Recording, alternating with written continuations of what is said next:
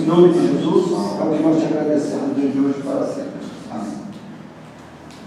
Pois bem, na aula passada nós terminamos o segundo João, nos sobrou algum tempo e nós tratamos acerca de alguns textos curiosos da Bíblia, algumas curiosidades acerca da interpretação da Bíblia, não é isso? Hoje nós vamos começar o terceiro João. E vai ser uma coisa muito interessante, porque nós vamos começar do começo. Terceiro João. Tá bom? Ela está querendo me derrubar? Não me derruba não. O vento sopra, eu balanço para lá e para cá, mas eu não caio, não, nem saio do lugar. Jesus não deixa. Então vamos lá. Terceira João. Autor, o apóstolo João. Embora os liberais digam que é um outro João e que pensa-se que é João. Mas a maioria conservadora acredita que o autor de terceiro João é o mesmo autor das outras duas cartas, o Evangelho e o Apocalipse. Então o que João escreveu? O Evangelho, as três cartas, são 4, e o Apocalipse, 5 livros escritos por João. Terceira João, autor, o apóstolo João, a data, cerca de 90 depois de Cristo, já próximo do final do primeiro século, 90 depois de Cristo. Autor e receptores. Tanto em João, tanto em segundo João, quanto em terceiro João, o escritor se autodenomina o ancião. Nesse caso aí, o ancião nesse caso tem duplo sentido. Porque ancião tanto pode ser somente um homem velho, como pode ser um homem que não necessariamente velho, mas experiente, que aí é o presbítero. Ancião e presbítero tem o mesmo sentido. Então, Daniel, você novinho assim, você é um ancião. Você é presbítero, não é? Nos países vizinhos de língua espanhola, vão te chamar de ancião. Tá? Nos nossos países vizinhos, se você chegar lá, irmão Daniel, o ancião das Assembleias de Deus.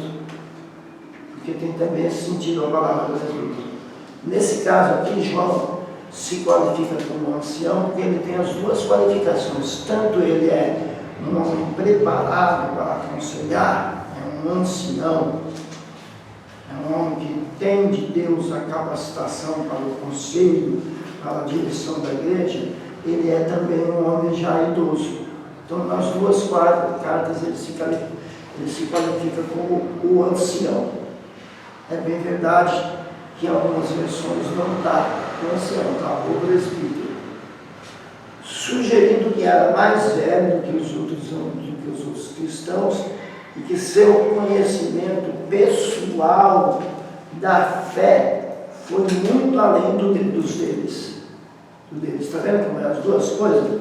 É a idade e a firmeza da fé. O ancião. A evidência mais forte é que todas as três epístolas foram escritas por um mesmo autor. Não se sabe nada sobre o amado Gaio, além do caloroso tributo que presta a ele no início dessa carta. Então, Gaio é um nome comum. Existem muitos homens na Bíblia com o nome de Gaio. Não diria muitos, mas pelo menos uns 3 homens na Bíblia com o nome de Gaio. Então não se sabe muita coisa sobre esse Gaio que é citado na terceira carta, a não ser o elogio que João lhe faz. Olha aí, além do caloroso tributo é elogio, né? Que João presta a ele no início desta carta. Se João presta a ele um tributo, é porque realmente era um homem de bem. Gaio era um nome comum no mundo romano no Novo Testamento.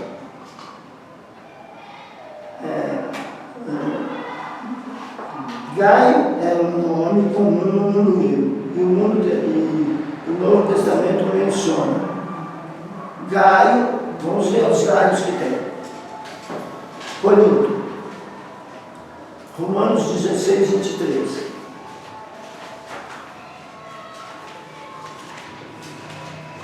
Romanos 16, 23. Romanos 16, 23. Saúda-vos, Gaio, meu hospedeiro, e toda a igreja. Saúda-vos, Erasto, procurador da cidade, e também o irmão Quarto. Então veja que esse Gaio, citado em Romanos 16, 23, é o Gaio que hospedou Paulo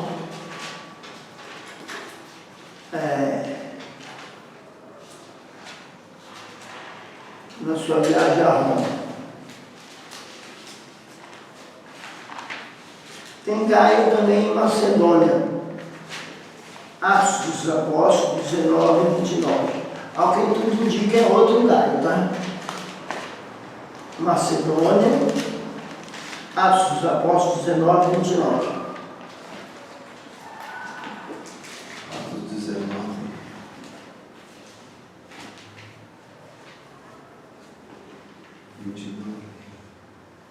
E encheu-se de confusão toda a cidade, e unânimes correram ao teatro, arrebatando a Gaio e a Aristarco,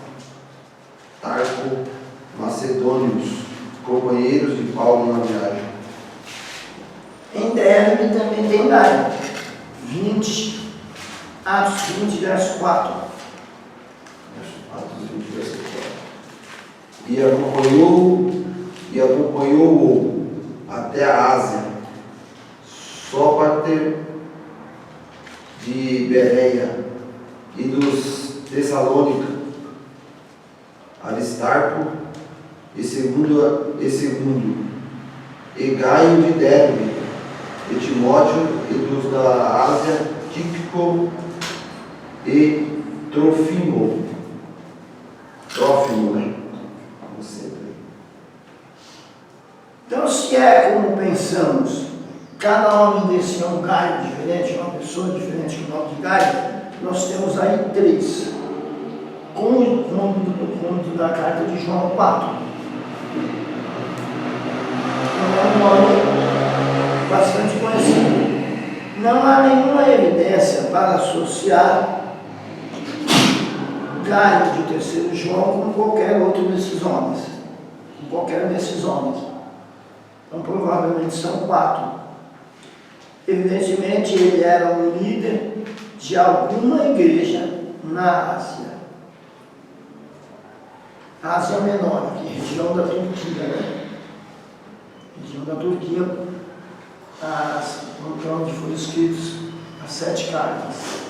Ele, na época, ele é um líder de uma delas. Não quer dizer que na época que foram escritas as 7 cartas do Apocalipse ele ainda fosse líder.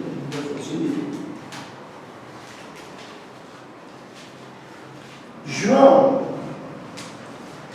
era maduro tanto em anos quanto em experiências quando escreveu esta carta junto com o 2º João, perto do fim de sua vida, por volta dos anos 90.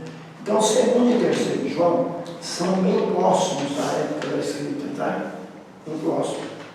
Alguma coisa entre 3 e 6 meses de diferença de uma para a outra. Ocasião e objetivo. Enquanto, segundo João, os heréticos itinerantes estavam perturbando a fé dos cristãos, então, segundo João, os heréticos itinerantes estavam perturbando a fé dos cristãos.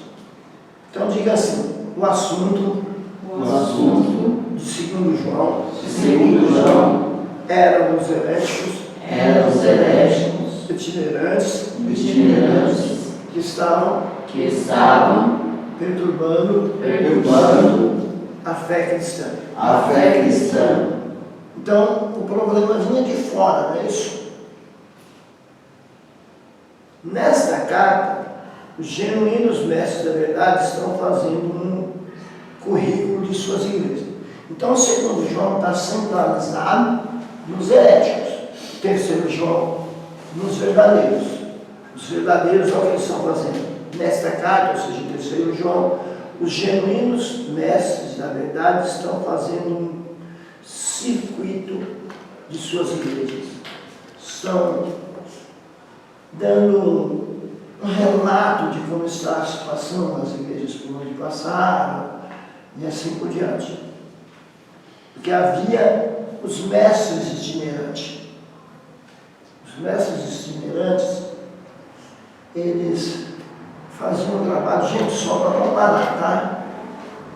Não me tenha por exaltar, não, só para comparar. O trabalho de um mestre itinerante era parecido com o meu trabalho hoje, que eu quero fazer, mas não me deixam. Entendeu? O que eu quero fazer? Eu quero ir à igreja e ajudar os pastores na questão do ensino. Eu quero ser um mestre itinerante. Como eu fui lá em Itaquá, graças a Deus, o pastor Sidney me recebeu. Estou amanhã terminando a minha primeira incumbência lá. Eu espero que ele confie em mim, que haja outros. Como o caso do pastor Rony também de Itaquá, só que Itaquá já é do outro lado, Itaquá é grande.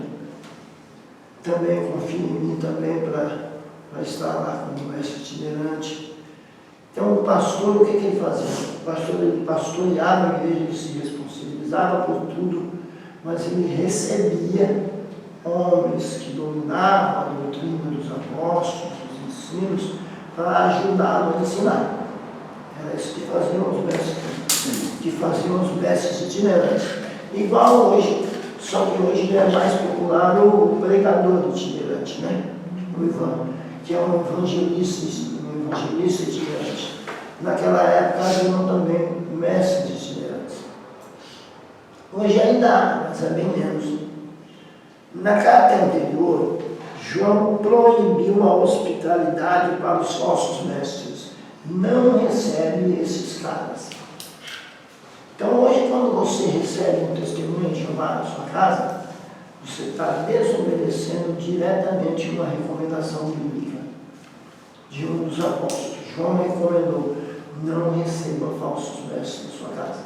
Você fica com dózinha e põe o testemunho de Jeová para dentro e dá café para ele e leva para a revistinha. O velhinho, eu acredito que o velhinho, meu xará, deve ir lá de bruxo no túmulo quando a conversa acontece.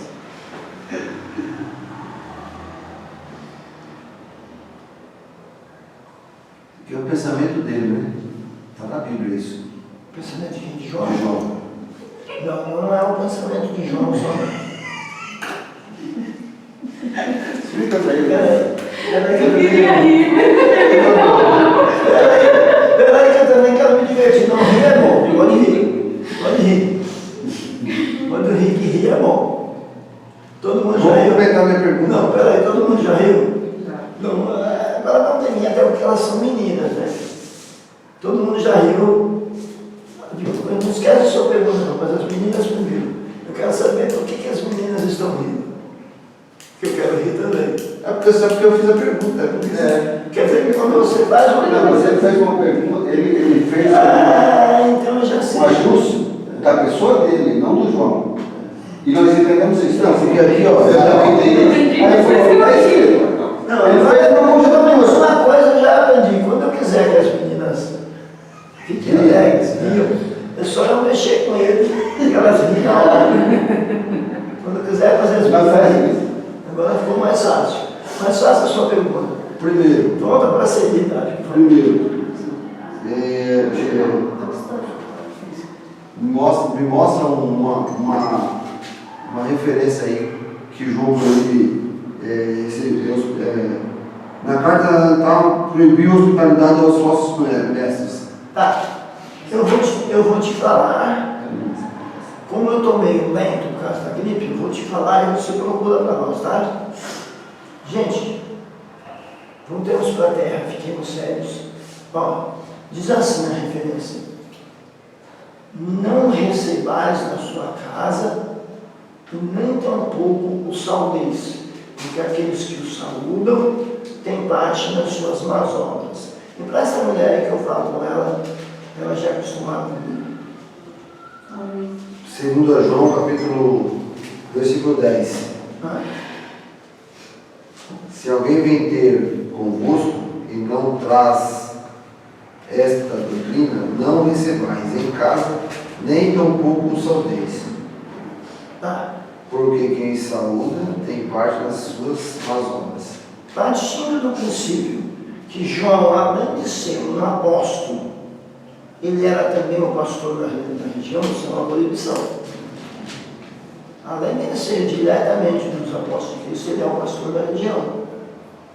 Se o nosso pastor disser, eu não quero que vocês recebam tal pessoa na casa de vocês, não é para receber.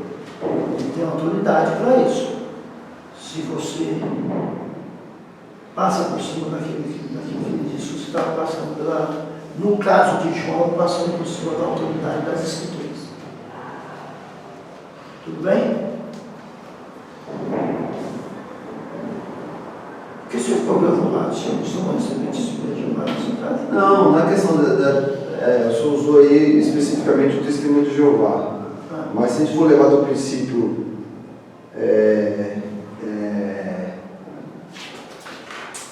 eu posso te ajudar enquanto você pensa? Pode. Vai pensando aí, eu vou pensar junto com você. Acontece o seguinte, olha, o que eu fiz foi uma aplicação prática do estudo que nós estamos fazendo. No estudo que nós estamos fazendo, ele proibiu de receber aqueles falsos mestres que iam de casa em casa. Aplicando aos nossos dias hoje. Quem vai de casa em casa? Os testemunhos de Jeová. Então eu fiz uma aplicação daquela época aos dias de hoje. Tudo bem? E tem algumas outras seitas que também vão de porta em porta, mas a mais característica de porta em porta são eles. Vai pensando aí, se quiser participar mais, pode fazer mais perguntas, pode continuar. Então, pastor, é assim, Tá? vou chegar onde Luiz talvez queira. Normalmente a Assembleia de Deus sempre recebeu pessoas que vêm do interior, vêm com carta. Quantos casos a gente viu aqui no Vila Mar, o senhor faz parte aqui? Um camarada veio, separou da mulher lá e vinha chegar aqui que eu quero pouso, comida e está tudo certo, e vinha com a carta. E acha que a igreja, depois ligava, normalmente o pastor vai ligar para fazer a referência do camarada. Quem é? Às vezes o camarada é um adulto, e ele forjou uma carta lá e traz. Não, pastor, por certo, tem que pegar. Quem é o pastor? Me dá aqui. Está lá com a carta, tem referência, tem a igreja, tem o nome da igreja. Hoje na era, é fácil. Você tira e fala assim, oi, meu pastor, estou recebendo aqui. Posso receber? Amém, irmão. Servo de Deus. Acabou. Tem esse aspecto também. Tem também esse aspecto. E antigamente toda a igreja Assembleia de Deus ela tinha uma casa pastoral para receber esses irmãos. Aqui no Vila Mar não só muitos problemas, não foi isso? Conselho. Não só na casa pastoral, mas na casa dos irmãos. Às vezes o pastor aconselha, porque às vezes não tinha. Recebe o irmão lá e o pastor mandava, então a gente recebia. Cansamos de receber. Você mesmo jogou como exemplo do pastor Milton. Nós íamos pregar quando ele ia fora, ele ia receber dela, os pastores recebiam e falavam, quem os irmãos podem receber de uma família lá? Aí levantava aqueles irmãos e falavam. Mas nesse caso aqui de João aqui, que dá para entender, é que ele, você não receber em casa uma pessoa, independente né, vamos usar no dia de hoje, independente de ser testemunho de Jeová, qualquer pessoa, só faz o seguinte para mim, por favor, só me ajuda. Quando o senhor estiver falando daquela época, o senhor especifique que está falando daquela época, deixa específico. Quando o senhor estiver falando de agora, para mim saber quando o senhor está falando da questão teológica e quando o senhor está fazendo a aplicação, para eu poder entender direitinho. Não é não. Então vamos usar o exemplo de João que eu consegui entender. Tá, Vamos ver se é isso. Vamos ver se é isso. tá. Eu não recebi uma pessoa em casa no sentido de ele vir me aconselhar ou conversar sobre o assunto. Está errado. Desculpa, está errado. Está errado. Ela não receber de jeito nenhum. Porque eles, além de serem falsos na doutrina, eles são imorais. A ficha deles é suja. É para não receber de forma nenhuma. As duas coisas. É a questão teológica e a questão moral. Eles, teologicamente, eles são errados. Eles vão ensinar bobagem, vão ensinar que Jesus não é Deus. E moralmente, como para eles a matéria não tem nada a ver com o espírito, eles podem fazer qualquer coisa com o corpo deles. Então, para fazer uma coisa errada dentro da casa da pessoa, era com eles mesmos. Entendeu? Daqui para ali, desculpa, eu vou ser bem claro, daqui para ali, para dar uma cantada na mulher do irmão, era daqui para ali, para dar uma cantada na uma das filhas, era daqui para ali. Então, era para não receber de jeito nenhum. Eu usei o testemunho de Jeová como questão doutrinária, porque existe testemunho de Jeová que na questão moral, eles são homens de moral. Eu usei na questão doutrinária. João, aí ele usa nos dois, na questão doutrinária e na questão moral. É não receber, mesmo, não tem boi, não tem conversa. Chegou no portão é para mandar pegar o bico. Por que eu questionei isso com o senhor? Porque o senhor falou assim, se eu receber alguém nesse sentido aqui, eu estou passando passando por cima de uma recomendação de João. Apostólica, recomendação apostólica. Recomendação apostólica. Então, se eu receber um amigo meu, não evangélico em casa, mesmo que eu sei da índole dele lá, por exemplo, mas ele não é evangélico, estou desobedecendo uma recomendação de João. É isso? Veja bem, o seu amigo não evangélico, ele não vai na sua casa tratar de doutrina, a não ser que você deixe dentro da tua casa. Por isso que eu perguntei ao senhor se mas ainda assim o correto é não receber. O correto é não receber. Recebe ali um pouquinho, boa tarde, tal, tudo, ó, pega o bico. Entenderam? Não é para colocar dentro das nossas casas esse tipo de influência. Não, por isso que eu questionei isso. O senhor entendeu meu raciocínio, né? Entendi, claro, entendi. E esse negócio, gente, eu vou ser sincero com vocês, tá? Esse negócio de vir parente, de ir lá da casa do chapéu, dentro da casa da gente, e daqui a pouco está malogrando a casa da gente, querendo ensinar catolicismo para os nossos filhos. Peraí, tem autoridade, o cara está dentro da sua casa. Na sua casa manda você. Se ele começar a ensinar catolicismo para os seus filhos, manda ele pegar o meio. Você não é obrigado a hospedar. Não é obrigado. Se ele chegar necessitado e se portar, ele pode ficar na sua casa. Se ele chegar necessitado, porque eu conheço uma família que aconteceu isso, o cara vem de lá necessitado, o irmão recebeu, daqui a pouco o cara está evangelizando a família dele pelo catolicismo. Não, aí não. Manda ele pegar o beco. Manda ele pegar o beco. Não. E qualquer coisa, mostra esse texto para ele. Fala, você está indo embora por causa desse texto aqui. Não, aí não. Entende o risco? O camarada vem de lá, é seu primo, seu tio, sei lá. Aqui no meu estado está difícil. Aqui no meu estado está difícil, não tem emprego, não tem isso, não tem aquilo. Você bota dentro da sua casa, dentro de um mês, ele está levando seus filhos para a missa. Aí não.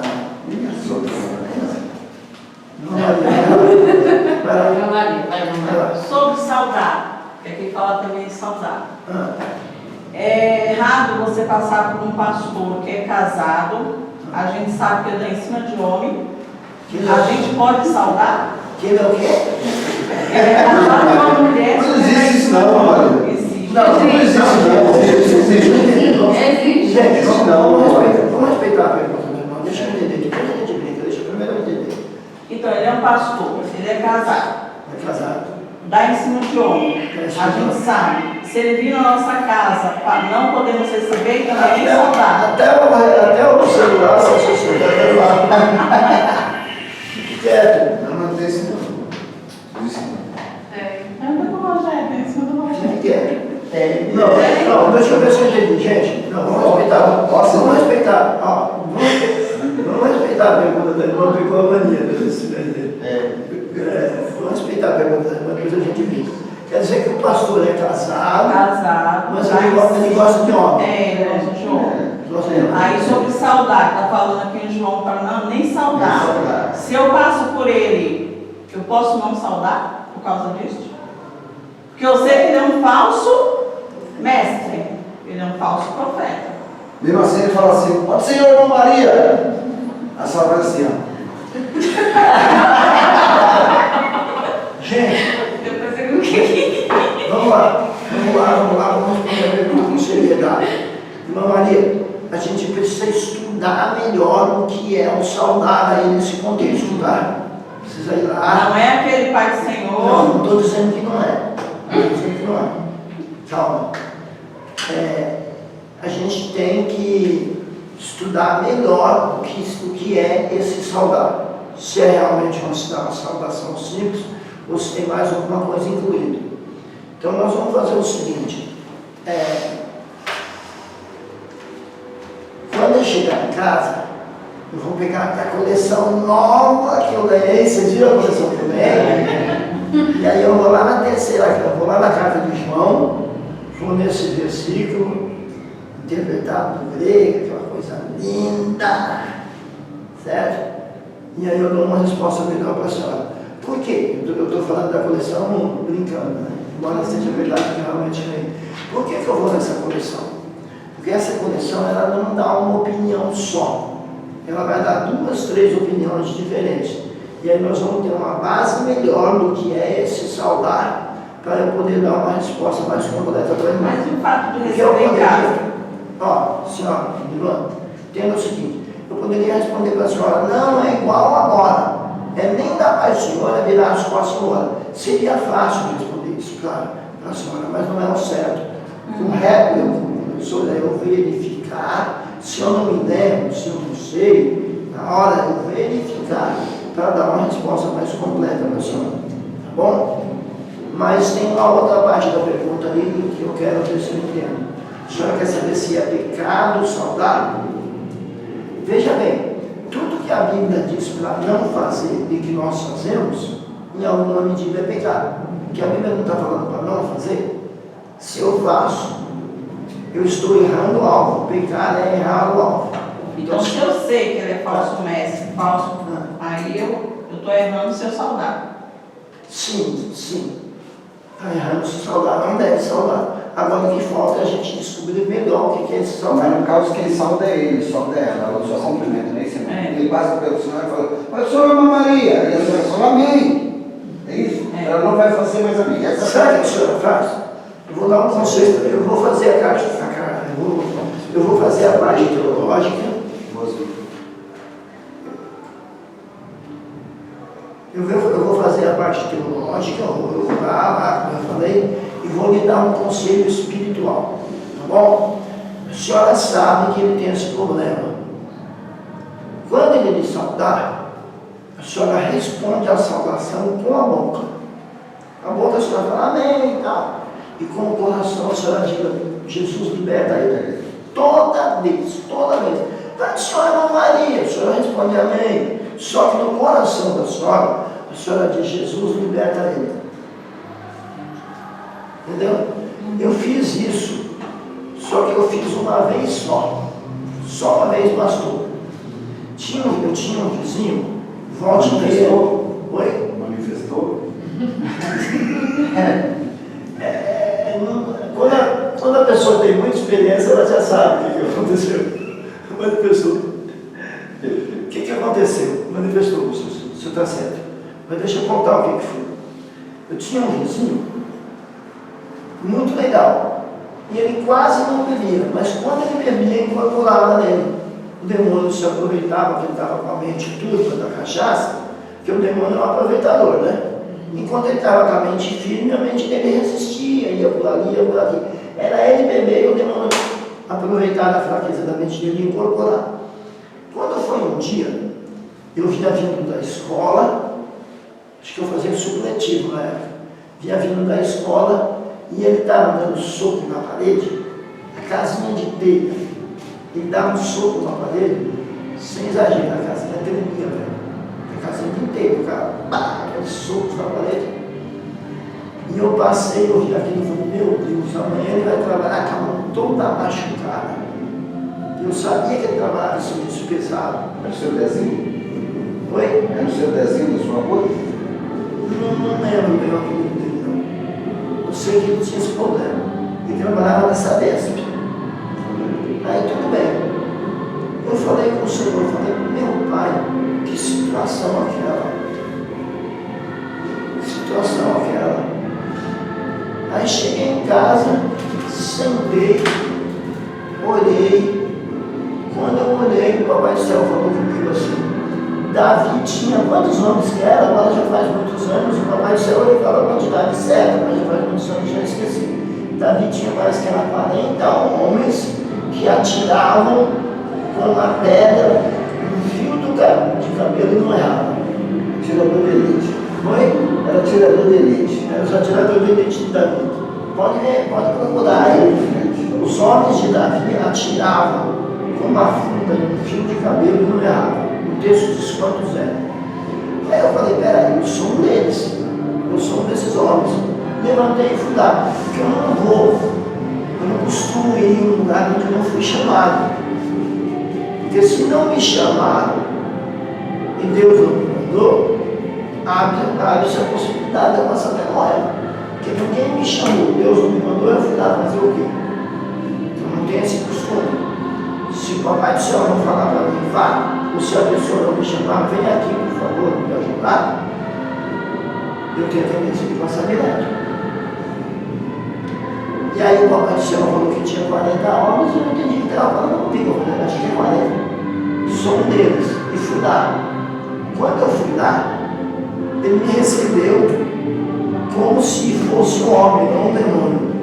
Ele falou para mim assim, você sabe que na minha casa quem manda sou eu, né? Demônio, mas eu sou a boca do camarada normal.